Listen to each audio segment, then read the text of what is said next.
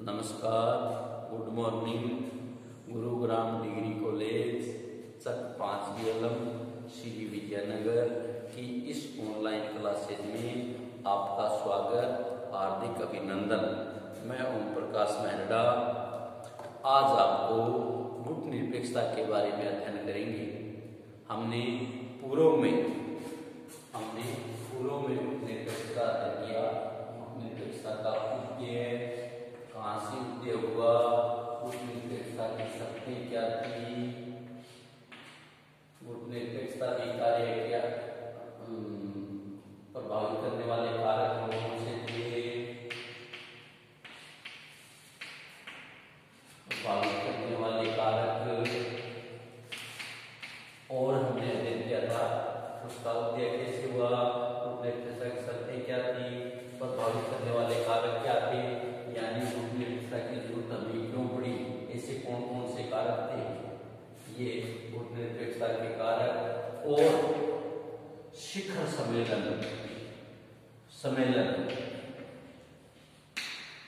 हमने इस पार्ट में, इस गुट निरपेक्षता आंदोलन में, गुट निरपेक्षता में 4 चीजों का अध्ययन किया था।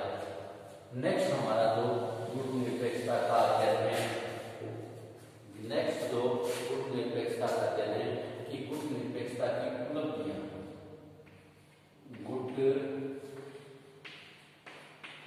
निरपेक्षता की उपलब्धियां, फिर भी हम प्रभावित करने वाले कारकों का अध्ययन किया। सब चीजों में एक बात निश्चित आई कि गुट निरपेक्षता ने विश्व को प्रभावित किया है। गुट निरपेक्षता का सबसे बड़ी बात यह है कि गुट निरपेक्षता में सबसे ज्यादा योगदान, सबसे ज्यादा सहयोग भारत के प्रथम प्रधानमंत्री पंडित जवाहरलाल नेहरू, यूगोस्लाविया के मार्शल टिटो और मिस्र के राष्ट्रपति का सबसे ज्यादा योगदान रहा, नासिर का सबसे ज्यादा योगदान रहा। 3 लोगों ने जो गुट निरपेक्षता की हम बात करते हैं, उस गुट निरपेक्षता के प्रथम 1961 के प्रथम शिखर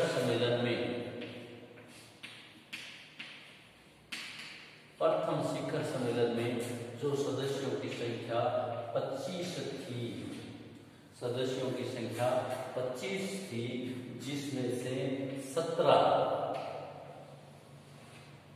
पर्यवेक्षक थे, 17 निगरानी समन्वय कमेटी के लोग सदस्य थे।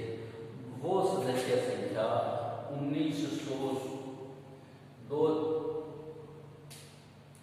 2016 के 17वें सम्मेलन में आते आते 120 होगी और वर्तमान में समन्वय कमेटी में 66 देश है।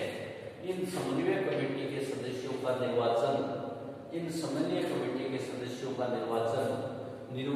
द्वारा चुना जाता है। इस प्रकार से शिखर सम्मेलन में, गुट निरपेक्षता के शिखर सम्मेलन ने अपनी महत्वपूर्ण भूमिका का निर्वाह किया, जिसमें हमने बात की कि इसके हालांकि प्रत्यक्ष में कोई संस्था नहीं थी, प्रत्यक्ष में कोई संगठन नहीं था, किंतु शिखर सम्मेलन गुट निरपेक्षता की संस्था को हमने 2 भागों में बांटा था। एक सम्मेलन बांटा था और एक हमने समन्वय समिति बांटा था। तो इस प्रकार ये 3 भाग हुए थे, समन्वय समिति, सम्मेलन 2 प्रकार के थे, शिखर सम्मेलन और विदेश मंत्रियों का सम्मेलन। विदेश मंत्रियों का सम्मेलन इसलिए किया जाता है कि वो आने वाले सम्मेलन की तैयारी किस प्रकार कर रहे हैं। फिर भी जब शिखर सम्मेलन की उपलब्धियों की बात करें तो शिखर सम्मेलन में विश्व की अर्थव्यवस्था से संबंधित अध्ययन किया गया। विश्व की अर्थव्यवस्था को किस प्रकार से बढ़ाया जाता है, इस बारे में बात की गई। विश्व में ओजोन परत का जो नुकसान है उसको किस प्रकार से बचाया जा सकता है, इसका उन्होंने अध्ययन किया और उसकी रोकथाम के प्रयास किए। वन कटाव को कैसे दूर किया जा सकता है, इस बारे में विचार विमर्श हुआ। सांप्रदायिकता को किस प्रकार से कम किया जा सकता है, इस प्रकार से विचार विमर्श हुआ। अणु तथा परमाणु जो बमों की होड़ है, परमाणु तथा परमाणु अस्तर शस्त्रों की जो होड़ है उसको किस प्रकार से दूर किया जा सकता है, इस प्रकार से इस कार्य में भी गुट निरपेक्षता देशों ने मनन किया। गुट निरपेक्षता के देशों में इस बारे में चर्चा की और इसे कुछ हद तक दूर करने का भी प्रयास किया। पर्यावरण संरक्षण के बारे में भी बात की गई, कमजोर देशों की अर्थव्यवस्था के बारे में भी बात की गई, मनन किया गया। इस प्रकार से गुट निरपेक्षता आंदोलन में किसी प्रकार का कोई संकट न होने पर भी बहुत सारे क्षेत्रों में कार्य किया। बहुत सारे क्षेत्रों में कार्य करने पर विश्व की राजनीति को इस वजह से प्रभावित किया कि पहली जो उपलब्धि, मुख्य उपलब्धि थी गुट निरपेक्षता को दोनों गुटों द्वारा माना गया। गुट निरपेक्षता को दोनों गुटों द्वारा मान्यता। बहुत सारे कार्य करने से, बहुत सारे विषयों पर चर्चा करने से गुट निरपेक्षता को दोनों गुटों द्वारा मान्यता दी गई। दोनों गुट, नंबर 1 आता है हमारा साम्यवादी, जिसको उस समय USSR रूस जिसका मुखिया था। नंबर 2 आता है पूंजीवादी, जिसको हम USA या अमेरिका। दोनों देशों ने जब गुट निरपेक्ष आंदोलन की 1961 में शुरुआत की गई थी तो दोनों देशों का यह मानना था कि कोई भी देश सदस्य देश गुट निरपेक्ष नहीं हो सकता। वो अंदरूनी रूप से किसी न किसी गुट से मिला हुआ है। तो इसलिए उन्होंने शंका की दृष्टि से देखा कि कोई भी देश गुट निरपेक्ष नहीं हो सकते। और जिस प्रकार से पंडित जवाहरलाल नेहरू ने कहा था कि ये विश्व की तीसरी शक्ति मजबूत हो सकती है, विश्व की तीसरी शक्ति बन सकती है, तो गुट निरपेक्ष जो दोनों देश थे, दोनों गुट थे, दोनों गुटों का ये मानना था कि विश्व का तीसरा विकल्प हो ही नहीं सकता। धीरे धीरे आते 2016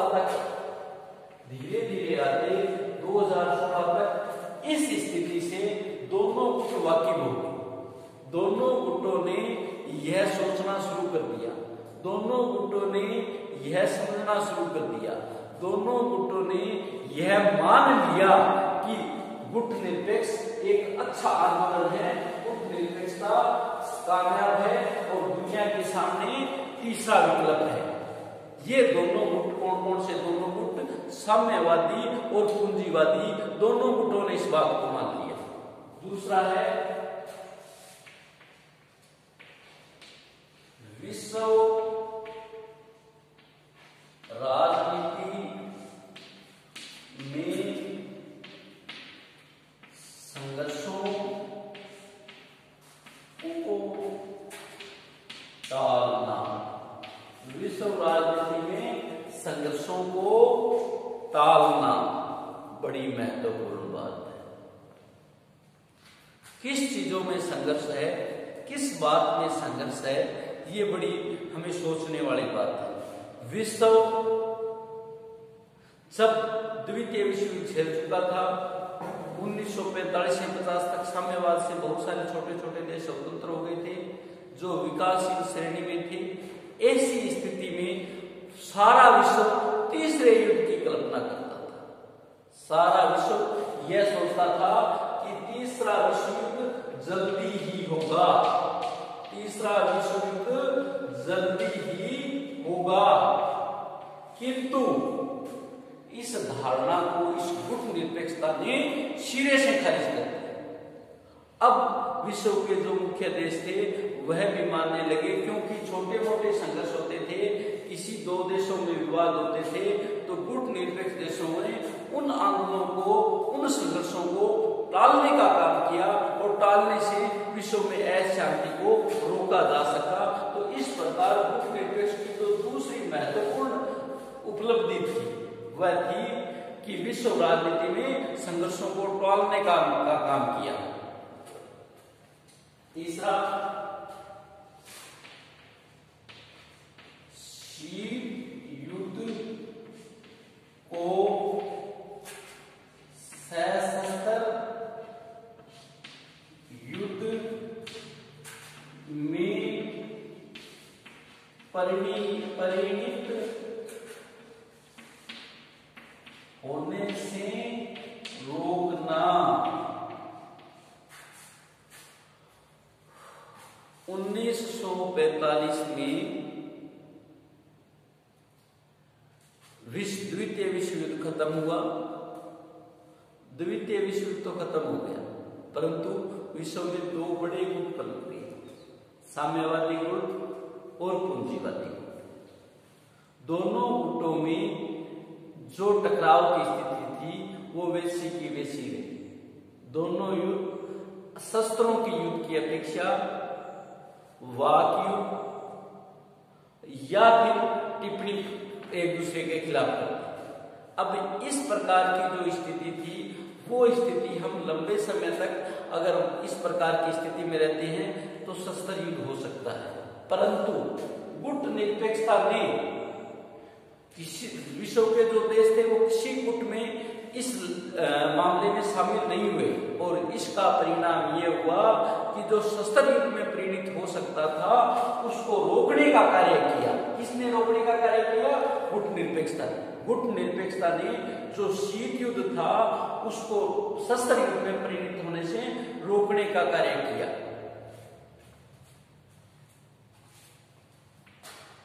नंबर 4 है शीत युद्ध को निदान की स्थिति में लाना। शीत युद्ध को निदान की स्थिति में लाना। निदान क्या होता है? शायद मुझे लगता है आप नहीं समझ पाए। निदान मतलब युद्ध से तनाव से तनाव क्षेत्रीय, यानी तनाव को शिथिल कर दिया, तनाव को रोक दिया। गुट निरपेक्ष आंदोलन ने, गुट निरपेक्षता ने जो दो गुटों के बीच शीत युद्ध था उस शीत युद्ध की यह स्थिति पैदा कर दी, उस शीत युद्ध के लिए यह कार्य किया कि उसको दिदांत की स्थिति में ला दिया, उसका तनाव कम कर दिया। नंबर 5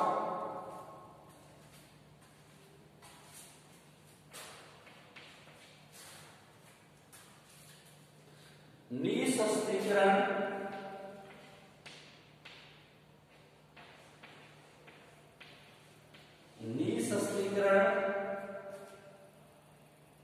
और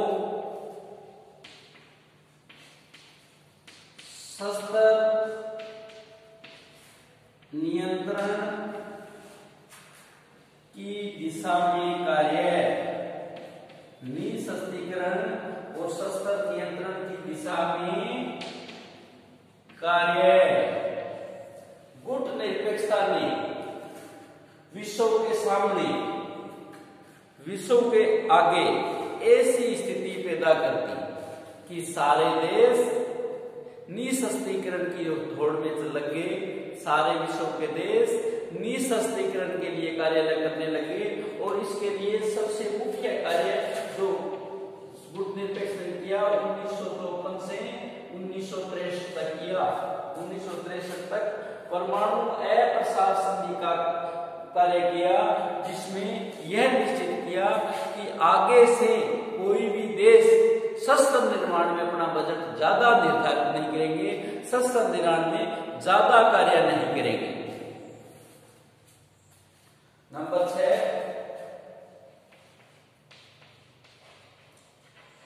विश्व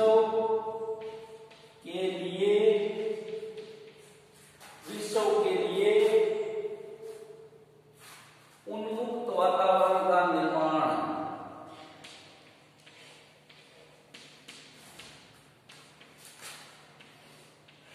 उन्मुक्त वातावरण का निर्माण। गुट निरपेक्षता की उपलब्धियों में मुख्य उपलब्धि यह आती है कि इस आंदोलन ने, गुट निरपेक्षता ने विश्व में उन्मुक्त वातावरण का निर्माण किया, विश्व में उन्मुक्तता के लिए कार्य किया, उनमें विवाद को खत्म करने का कार्य किया, जिससे विश्व को भावी युद्धों से बचा जा सकता है। नंबर 7, अपनी राष्ट्रीय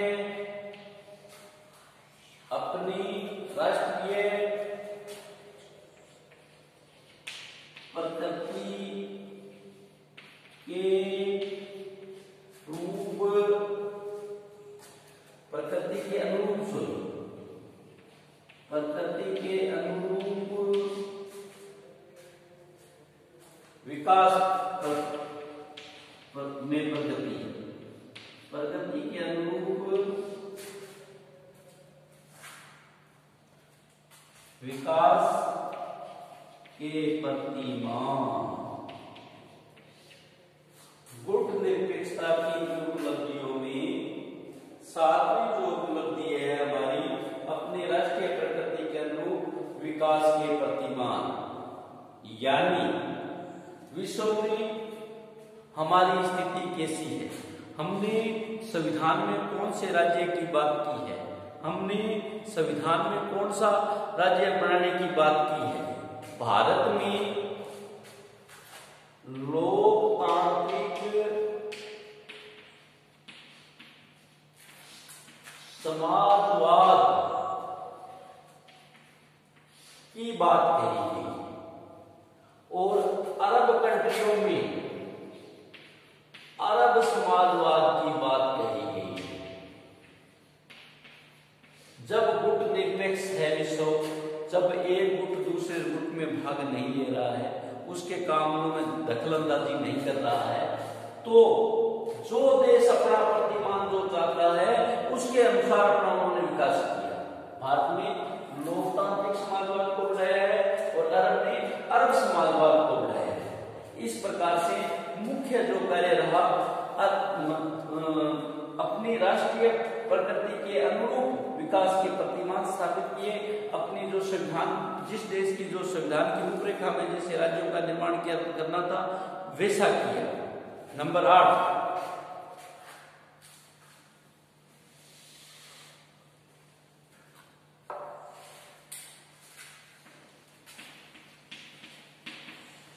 संयुक्त राष्ट्र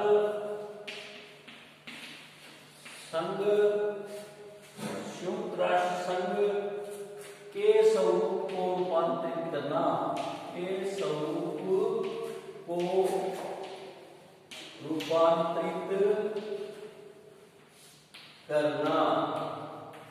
अब मेरी दृष्टि से माना जाए तो ऐसा भी संभव था कि राष्ट्र संघ के निर्माण के बाद विश्व को एक युद्ध और झेलना पड़ा, पर संयुक्त राष्ट्र संघ के निर्माण के बाद विश्व को किसी युद्ध का सामना नहीं करना पड़ा। कारण क्या था? कारण सीधा सा यही था कि गुट निरपेक्ष इस दौर में पनप गए और गुट निरपेक्ष आंदोलन ने जो संयुक्त राष्ट्र संघ का स्वरूप था उसको रूपांतरित कर दिया। कौन से स्वरूप में रूपांतरित कर दिया? कि वो किसी के गुट के दबाव में नहीं है और विश्व शांति के लिए उसको बनाया गया है। विश्व शांति के लिए कार्य करेगा, विश्व को खाद्यान्न में आत्मनिर्भर करेगा, विश्व को स्वास्थ्य सेवाएं देगा। इस प्रकार से जो उसके 6 संगठन है, उसके जो 6 अंग है, उनमें सबसे ज्यादा योगदान दिया तो गुट निरपेक्षता आंदोलन ने दिया। गुट निरपेक्ष की यह उपलब्धि है। नंबर 2, विकासशील।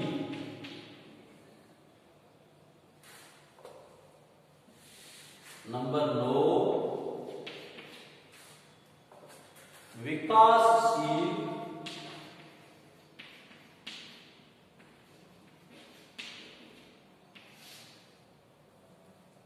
राष्ट्रों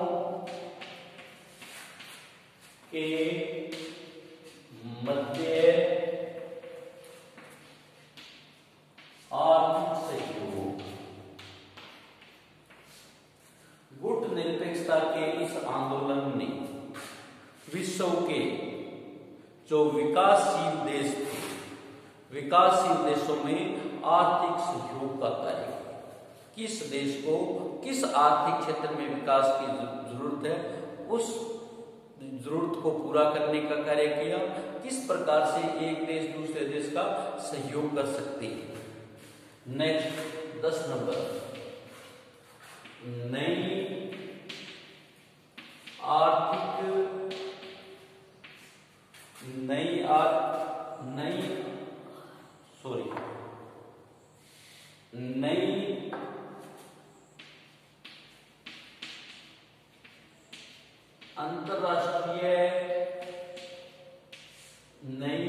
अंतरराष्ट्रीय अर्थव्यवस्था की मांग।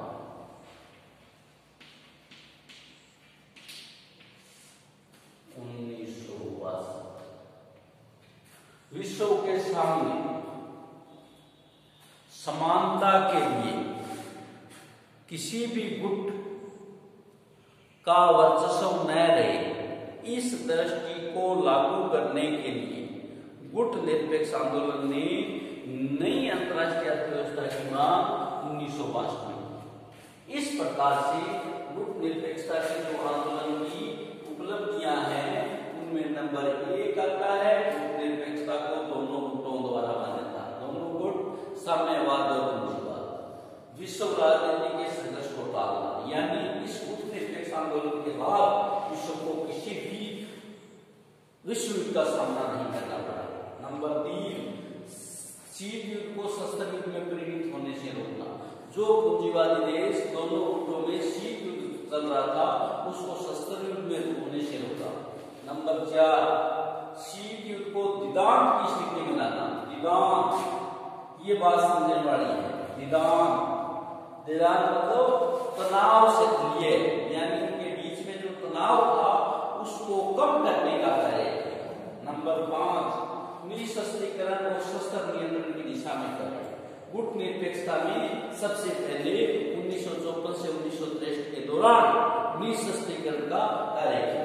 नंबर 6, विश्व के लिए उन्मुख वातावरण का निर्माण। विश्व के सामने किसी भी प्रकार की कोई युद्ध न हो, इस प्रकार का कार्य किया। नंबर 7, विश्व को राष्ट्रीय प्रकृति के अनुरूप विकास के प्रति मांग। इस प्रकार से हम 10 टॉपिकों का